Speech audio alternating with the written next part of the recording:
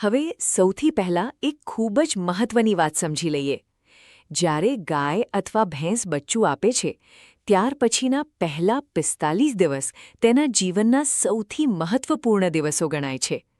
આ સમય દરમિયાન પશુના શરીરમાં દૂધ બનાવવાની પ્રક્રિયા ખૂબ ઝડપથી ચાલતી હોય છે. જો આ સમયમાં યોગ્ય ખોરાક, પૂરતું પાણી અને સારી સંભાળ આપવામાં આવે તો પશુ પોતાની સંપૂર્ણ ક્ષમતા મુજબ વધુ દૂધ આપે છે. આ સમયને જ પશુપાલનની ભાષામાં પીક દૂધ ઉત્પાદન સમય કહેવામાં આવે છે.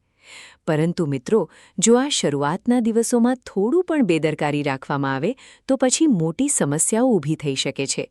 જેમ કે પશુમાં તણાવ વધે, આંચળમાં દૂધ ભરાઈ રહે અને સારી રીતે બહાર ના આવે, આંચળમાં સોજો અથવા ગાંઠ થવાની શક્યતા વધે અને ઘણી વખત દૂધ ઉત્પાદન કાયમ માટે ઘટી પણ જાય છે. હવે એક બીજી મહત્વની વાત સમજીએ. પશુપાલનમાં એક શબ્દ વપરાય છે, નેગેટિવ એનર્જી બેલેન્સ.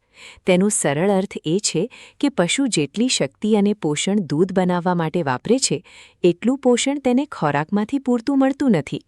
એટલે પછી પશુ પોતાના શરીરમાં સંગ્રહેલી ચરબી અને શક્તિ વાપરવા લાગે છે. ઘણા પશુપાલકો માત્ર દાણ વધારવાથી કામ થઈ જશે એવું માને છે, પરંતુ જો સંતુલિત ખોરાક, મિનરલ્સ, લીલો ચારો અને યોગ્ય સંભાળ ન મળે તો પશુ બહારથી દૂધ આપતું દેખાય પણ અંદરથી ધીમે ધીમે કમજોર બનતું જાય છે અને તેની અસર પછીના પ્રજનન પર પણ પડે છે. ઘણા પશુઓ સમયસર ફરી ગર્ભમાં રહેતા નથી અથવા લાંબા સમય સુધી ખાલી રહી જાય છે. તો હવે ચાલો જાણીએ દૂધ, ફેટ અને પશુની તંદુરસ્તી વધારવાના સોનાના 10 મહત્વપૂર્ણ સૂત્રો.